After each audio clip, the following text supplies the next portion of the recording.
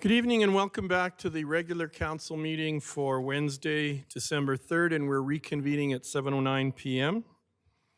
I believe we have a motion coming out of the in-camera discussion. Councillor Langmaid.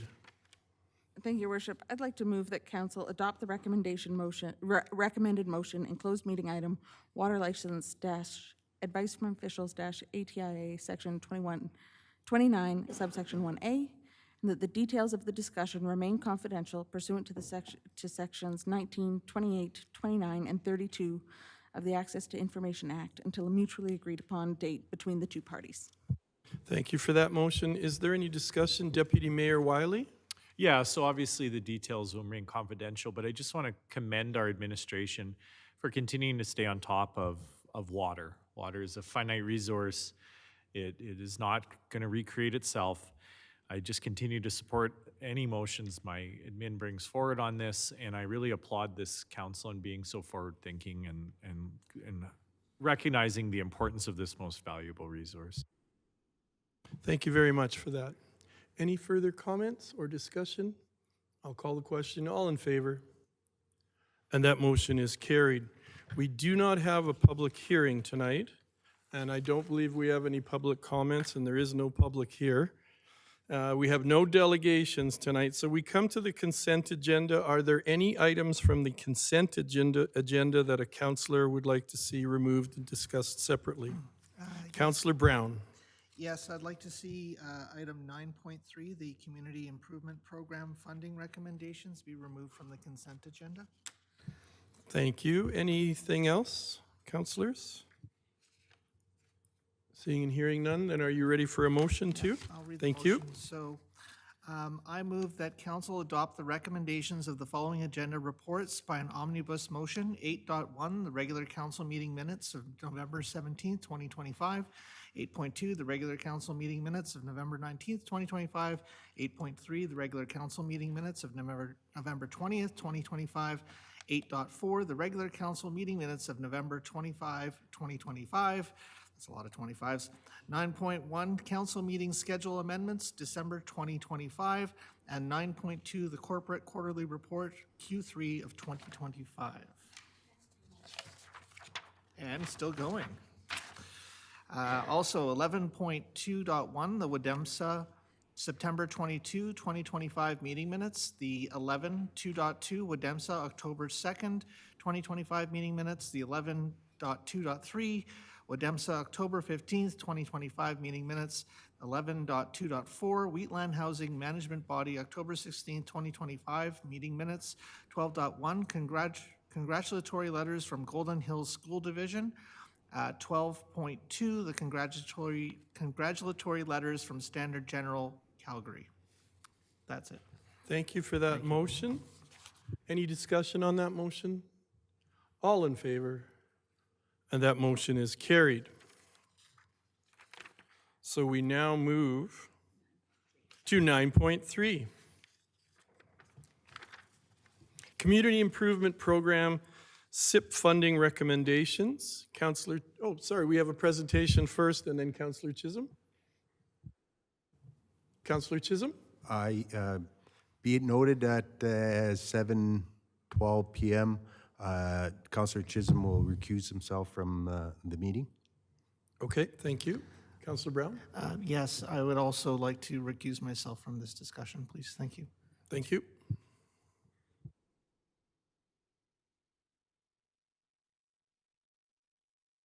Good evening. We look forward to your presentation. Good evening, Your Worship and council members. I'm Lisa Montgomery, Interim Manager of Recreation and Culture, and I'm here tonight to speak on the Community Improvement Program and the recommendation from the CIP Review Committee. The committee met on Tuesday, November 4th to evaluate one CIP application from the Sacred Heart Parish for their auction and dinner fundraiser. As outlined in the minutes from the meeting, the Sacred Heart Parish requested $3,387.34 to cover the rental cost of the Civic Center. The CIP Review Committee recommended to fully fund this application. This concludes my presentation, but if there are any questions, I will do my best to answer. Thank you for your presentation. Are there any questions? Seeing and hearing none. Is there a motion coming forward?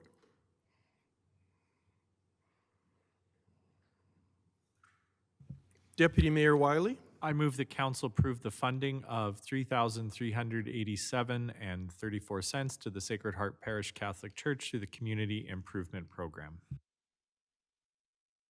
Thank you. We have a motion on the floor to approve that. Discussion on the motion? Councillor Langmaid? Thank you, Worship. I won't be supporting the motion this evening. I believe when we consider the community improvement program, the intention of that policy, I believe, is to directly benefit programs, initiatives, projects, and events that have a direct benefit to the community. And by funding fundraisers, that's a form of an indirect benefit to the community that it's really hard for council to track, and really hard for us to really see what the outcome of that funding really is, and how that grant is actually benefiting the community, because the grant is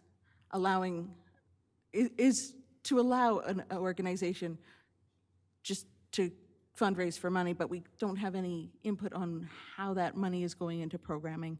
And I don't think it aligns with the intention of the community improvement program in the end. So I won't be supporting the motion this evening. Thank you.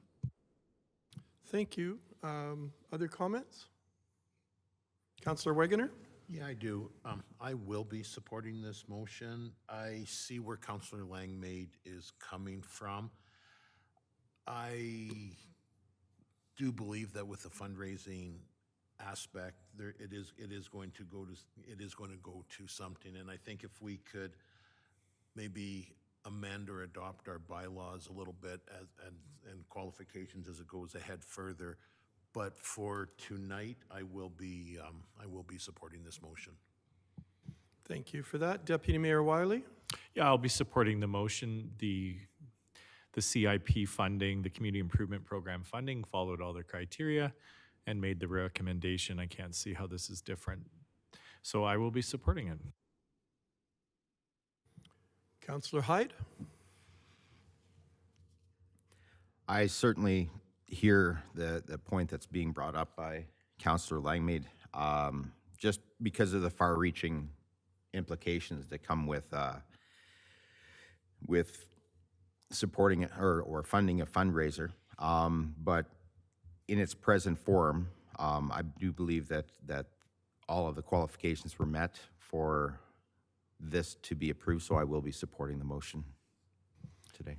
Thank you for that. As for myself, I will support the motion just because it fits the criteria that we have already for the SIP funding. But perhaps there's another way to look at it in the future, and we might have another idea coming forward.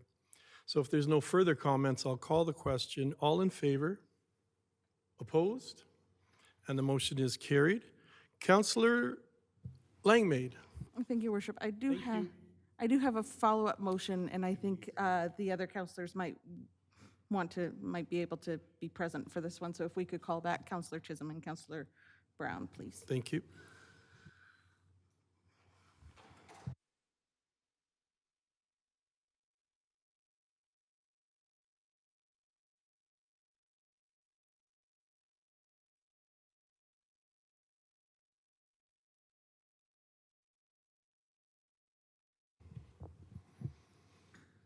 And then, Jonathan, are you recording that there you have Councillors Chisholm and Brown have returned? Thank you. You guys are way ahead of me. Councillor Langmaid. Thank you, Worship. So following up to the short discussion that was just had, I have a motion to bring forward to council, and I'll read that out, and then if I might be able to speak to it afterwards. So I'd like to move that council direct administration to draft amendments to the Community Improvement Program Policy number 7204 to identify fundraising activities as ineligible for funding through the Community Improvement Program, and to bring those amendments to a future committee of the whole meeting for council to consider, in addition to the previous amendments to the Community Improvement Program Policy outlined in Resolution 311-11.25. And that previous resolution came around on November 20th, and if I'll just speak to that shortly. So council has a responsibility to manage taxpayers' funds appropriately. When grants are distributed to organizations to subsidize their fundraising efforts, council lacks oversights in what programs that funding is ultimately supporting and whether they align with the needs of the community and the priorities of council. These types of indirect benefits make it difficult for council to quantify and evaluate the benefits gained through the grant funding. It's my belief that grants distributed under the Community Improvement Program should be applied to programs, initiatives, projects, and events that have a direct benefit to the community as opposed to an indirect benefit. And I do believe that the descriptions of the 5 funding streams support this approach. For example, they read out as to assist with the costs of recreation, culture, and/or arts programs and events provided to community residents, to assist with the capital costs associated with conservation, development, or enhancement of programs and service delivery provided by community associations, to assist in offsetting organizational expenses incurred in the operations of programs designed to support community associations looking to offer programs that are demonstrated need, to assist with events and programs that align directly with Family and Community Support Services mandate, and to assist with the opportunities to improve the economic well-being and quality of life for the town of Strathmore. And none of those, to me, when I read through the policy, align with grant funding for the purposes of holding a fundraiser. So there does appear to be some gray areas in the wording where applications that don't appear to align with the intention of the policy are slipping through. While there are many opportunities where the Community Improvement Program could be improved upon and refined, and Council has already begun the process of tackling those through previous resolution made on November 20th, this is one area where Council can provide specific direction to administration where we would like to see the program enhanced to better utilize taxpayer funds. To close off, I think if we start using the Community Improvement Program to fund other organizations' fundraisers, well, then we just have a fund that is funding fundraisers, which is really hard to track outcomes. And I think the purpose of this should be to fund and provide grants to programming that directly benefits residents and directly benefits the community. So with that, I would like to hear Council's feedback and have a discussion. Thank you. Thanks, Councillor Langmaid. Councillor Wegener. So this is a good motion. I don't know if I will support it as it reads right now. I do believe that there should be some tighter restrictions on it. Maybe as to money raised from this fundraiser, where or what will it go to support? But I also do think on something like this that the organization using or hosting the fundraiser, they may get more bang for their buck out of that total overall fundraiser than just the money that they come to council for.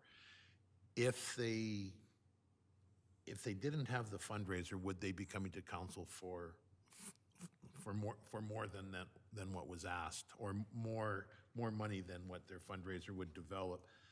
So I'm sitting on the fence with this. As it stands right now, I probably won't support this as it's laid out. So thank you. Thank you.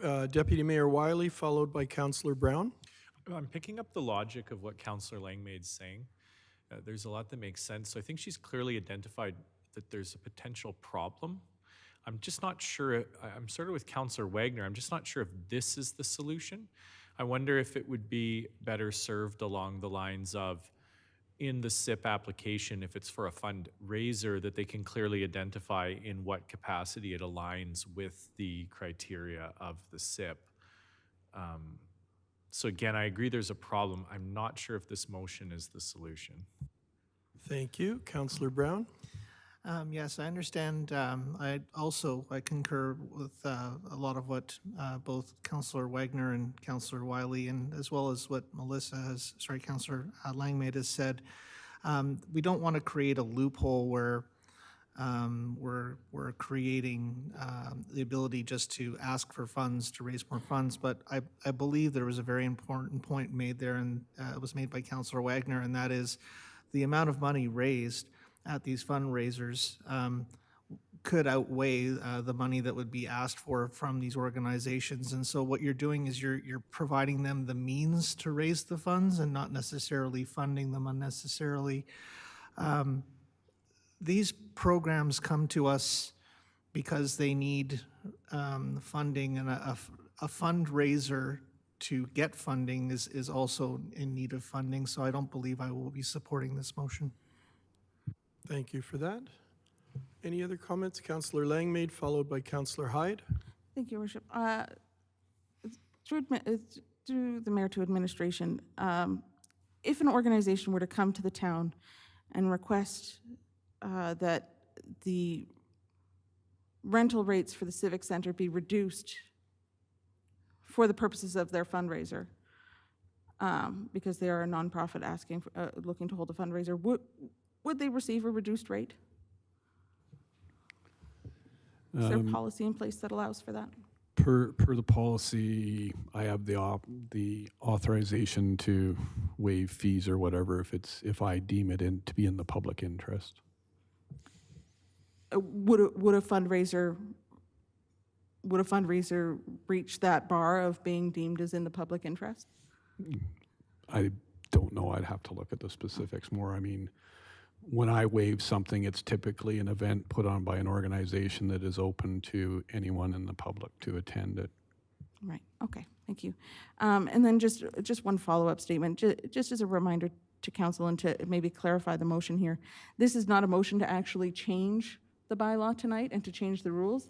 This is for the change to be drafted and brought to us, to the committee of the whole, for a larger discussion where maybe it could be changed, amended, massaged, worded differently. It doesn't need to be exactly as it is tonight. This is just to initiate a draft of the amendments to be brought to council at a future date. So we're not debating this actual change tonight and whether it will be put in place. It's whether we should draft that, have that amendment brought to us for further discussion.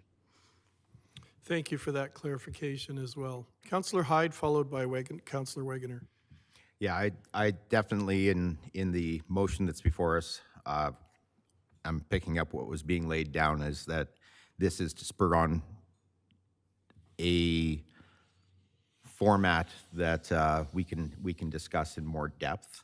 I was thinking as we were having the conversation of all of the different organizations that could step up looking for this kind of funding for their fundraiser, and there's some pitfalls to us, like helping fundraisers raise funds. So I'll be supporting this motion today. Thank you. Thank you, Councillor Hyde. Councillor Wegener.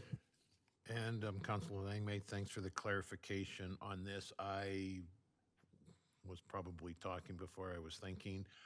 I will support this motion tonight as it is, just to direct administration to draft amendments, and then when the actual motion comes out, then we can get into debate from there.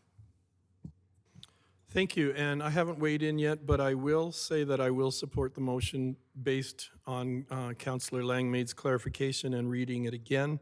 It does bring in the option for us to reconsider things and look at the amendments at a future meeting. Councillor Brown.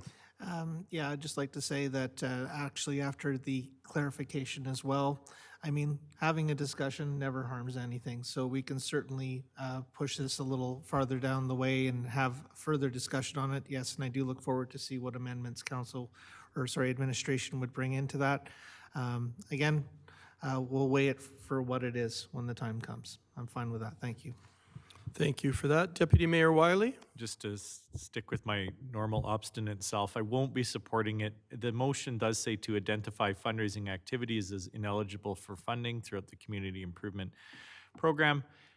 That's pretty clear that that's the direction that administration is going to be bringing forward to us. So I don't see any more need to talk about it, but I am happy talking about this for years to come. Thank you for that. If there are no further questions, I'll call the question. All in favor of the motion on the floor? Opposed? And the motion is carried. We move now to item 10, bylaws. 10.1, land use bylaw, amending bylaw number 25-21, 209 6th Avenue, Strathmore. Councillor Langmaid.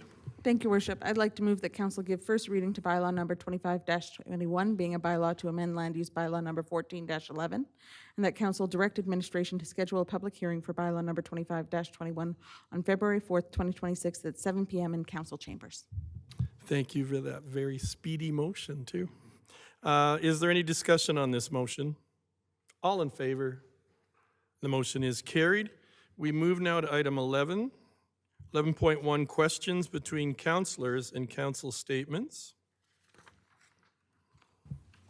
Deputy Mayor Wiley. I just want to thank Wheatland County last night. They hosted us as well as the surrounding villages for a fine night, and I just really appreciate them beginning the first step in hopefully a 4-year dialogue where we can build and come up together to find efficiencies between us and where our plans align. So just a big shout out and thank you to Wheatland County. Thank you for that, and I will echo your thanks coming from me. Councillor Brown. If I may, actually. So I'd like to actually thank the administration for hosting our lighting of the Christmas tree on Friday last week.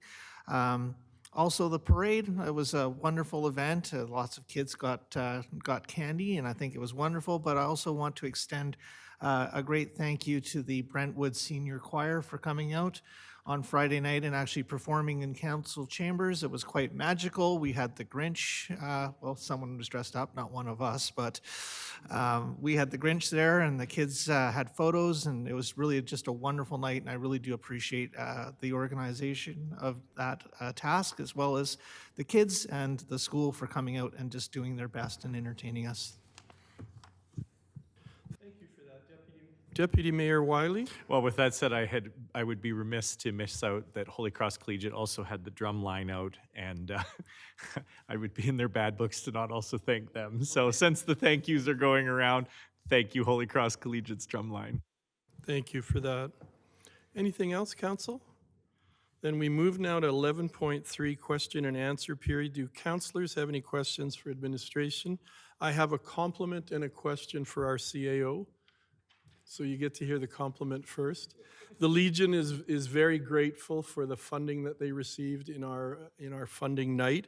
They just had a question as to when they might receive the funding request that we approved. Liana, thank you. We will do the funding requests in the first quarter, probably most of it in January, except for the quarterly payments. Probably within the first run within January. Okay, thank you. And one last question for our CAO or for Mark in this one. A question about the crosswalk light button on the 817 across from Westmount School. Is that a Volker Steven thing? Is that a province thing? Councillor Langmaid, do you have an answer? No? Oh.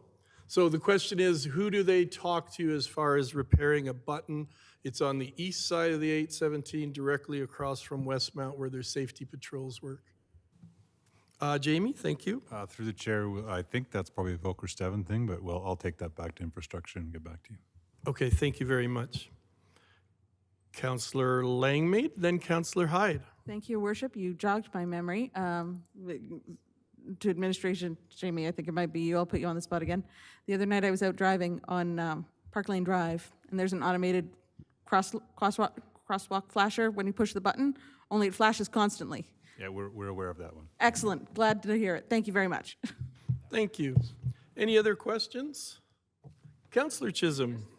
I had this spurred on, so I had a question today about fish in the Kinsman Pond, and is there any thoughts or out in Strathmore Lakes? I understand. More fish.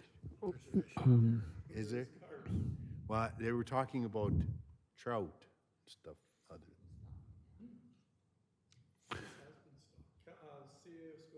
So we actually don't stock the fish in Kinsman Lake. It's the Alberta Conservation Association. So I guess if there was a request, we could talk to them further.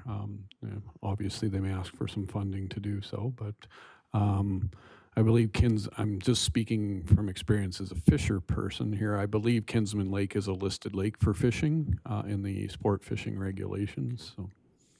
So, and I should know this, and I don't, if we get questions like that again, what's a good process that I could use to direct them to getting in front of the right person to? You could put it into council inquiry. Thank you for that. No other questions. We move to 11.4, administrative inquiries. I don't believe we have any. Notices of motion, we don't have any, so that brings us to adjournment, and I will adjourn the meeting at 7:33.